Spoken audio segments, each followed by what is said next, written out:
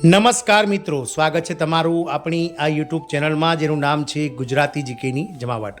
તો હોળીના તહેવાર પહેલાં જ મિત્રો કોન્ટ્રાક્ટ કર્મચારીઓ માટે સરકારે જે છે તે મિત્રો પોતાના જે છે તે મિત્રો તિજોરીના દ્વાર ખોલી દીધા છે। રાજ્ય સરકાર દ્વારા 12,000 જેટલા કોન્ટ્રાક્ટ કર્મચારીઓની નોકરી હવે કન્ફર્મ કરવામાં આવી છે। એટલે કે રાજ્ય સરકાર દ્વારા કોન્ટ્રાક્ટ કર્મચારીઓને આ વિભાગના કોન્ટ્રાક્ટ કર્મચારીઓને કાયમી કરવાની મિત્રો કવાયત હાથ ધરવામાં આવી છે। જાણીએ વિડીયોમાં વિગતવાર કે સુપ્રીમ કોર્ટના ચુકાદાને આધીન મિત્રો કઈ રાજ્ય સરકાર દ્વારા આ વિભાગના 12,000 કોન્ટ્રાક્ટ કર્મચારીઓને કાયમી કરવામાં આવ્યા છે। તો હોળી પહેલાં જ કોન્ટ્રાક્ટ કર્મચારીઓ માટે શુભ સમાચાર રાજ્ય સરકાર દ્વારા બહાર પાડવામાં આવ્યા છે। વિડીયોમાં વિગતવાર જાણીએ કે કઈ રાજ્ય સરકાર દ્વારા કોન્ટ્રાક્ટ કર્મચારીઓને કાયમી કરાયા છે। તો આજના વિડીયોમાં અંત સુધી આ બન્યા રહો।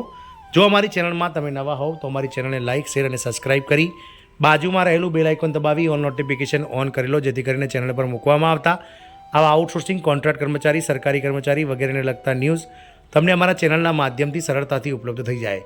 તો મિત્રો ગત રોજ સુપ્રીમ કોર્ટ દ્વારા જે છે તે મિત્રો અતિ મહત્વનો ચુકાદો આપવામાં આવ્યો હતો। સુપ્રીમ કોર્ટની એક બેન્ચ દ્વારા એક ચુકાદો આપવામાં આવ્યો હતો, જેમાં કહેવામાં આવ્યું હતું કે કોઈ પણ રાજ્ય સરકાર હોય કે કેન્દ્ર સરકારના વિભાગોમાં કે બોર્ડ, કોર્પોરેશન, નિગમમાં કામ કરતા કર્મચારી કે જે કોન્ટ્રાક્ટ અથવા આઉટસોર્સિંગમાં કામ કરતા હોય પરંતુ તેઓ 5 વર્ષથી વધારે એક જ જગ્યાએ જે છે તે મિત્રો પોતાની ફરજ બજાવતા હોય તો તેમને પણ મિત્રો કાયમી કર્મચારી જેવા લાભો સરકાર દ્વારા આપવા જોઈએ।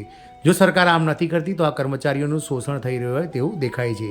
તો તેના અનુરૂપ મિત્રો વિવિધ રાજ્ય સરકારોએ જ્યારે 5 વર્ષ કે તેથી વધારે સમયથી કોન્ટ્રાક્ટ અને આઉટસોર્સિંગમાં કામ કરતા કર્મચારીઓને કાયમી કરવાની કવાયત હાથ ધરી છે, ત્યારે હવે આ રાજ્ય સરકારે આ વિભાગના 12,000 કોન્ટ્રાક્ટ કર્મચારીઓની નોકરીને કન્ફર્મ કરી છે। વાત કરીએ મિત્રો દિલ્હી સરકારની, તો કોન્ટ્રાક્ટ કર્મચારીઓને નિયમિત કરવા માટે તાજા સમાચાર છે। હોળી પહેલાં જ દિલ્હી મ્યુનિસિપલ કોર્પોરેશનમાં કામ કરતા કોન્ટ્રાક્ટ કર્મચારીઓને નિયમિત કરવાની જે છે તે મિત્રો ભેટ મળી ગઈ છે। તાજેતરમાં જ દિલ્હી મ્યુનિસિપલ કોર્પોરેશનની આમ આદમી પાર્ટી સરકારે કોન્ટ્રાક્ટ કર્મચારીઓને નિયમિત કરવાની જાહેરાત કરી છે। આ દરખાસ્તને એમસીડીની બેઠકમાં પણ મંજૂરી આપવામાં આવી છે। સરકારના આ નિર્ણય બાદ હવે 12,000થી વધુ કર્મચારીઓ જે કોન્ટ્રાક્ટ અથવા આઉટસોર્સિંગમાં કામ કરે છે તેઓ નિયમિત થયા છે। હવે તેમને સરકારી કર્મચારીઓ જેટલી જ સુવિધાઓ અને લાભો તેમજ પગાર મળશે। કોન્ટ્રાક્ટ કર્મચારીઓને નિયમિત કરવા માટે નવીનતમ સમાચારની વાત કરીએ તો તમને જણાવી દઈએ કે દિલ્હી મ્યુનિસિપલ કોર્પોરેશનમાં કામ કરતા વિવિધ વિભાગોના કોન્ટ્રાક્ટ કર્મચારીઓ લાંબા સમયથી નિયમિત કરવાની માંગ કરી રહ્યા હતા। ત્યારબાદ એમસીડી સરકારે તેમને નિયમિત કરવાનો નિર્ણય લીધો છે। તાજેતરમાં જ દિલ્હીના મુખ્યમંત્રીએ એક્સ પોસ્ટ દ્વારા આ માહિતી આપી હતી। તેમણે ઇન્સ્ટાગ્રામ પર લખ્યું હતું। રેખા ગુપ્તા દ્વારા જે છે તે મિત્રો તેઓ નવા દિલ્હીના મુખ્યમંત્રી છે, તેમણે પોતાના એક્સ જે છે તે ટ્વિટર હેન્ડલ પર લખ્યું હતું કે આ એક ઐતિહાસિક નિર્ણય છે, જેમાં દિલ્હી એમસીડીના આપ સરકારે તમામ વિભાગોમાં 12,000 કામચલાઉ કર્મચારીઓને નિયમિત કરવાનો નિર્ણય લીધો છે। આ દરખાસ્તને 25 ફેબ્રુઆરીએ યોજાનારી એમસીડી હાઉસની બેઠકમાં મંજૂરી આપવામાં આવશે।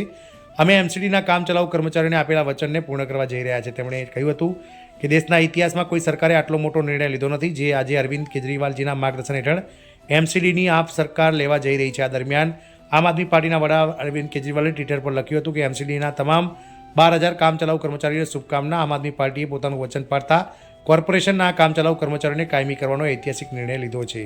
આમ મિત્રો જે મ્યુનિસિપલ કોર્પોરેશનમાં જે હાલમાં દિલ્હી મ્યુનિસિપલ કોર્પોરેશન કે જે હાલમાં આમ આદમી પાર્ટીના સત્તા ત્યાં છે, તેમણે મિત્રો 12,000 કોન્ટ્રાક્ટ કર્મચારીઓને કાયમી કરવાનો નિર્ણય લીધો છે। જય હિન્દ, અસ્તુ।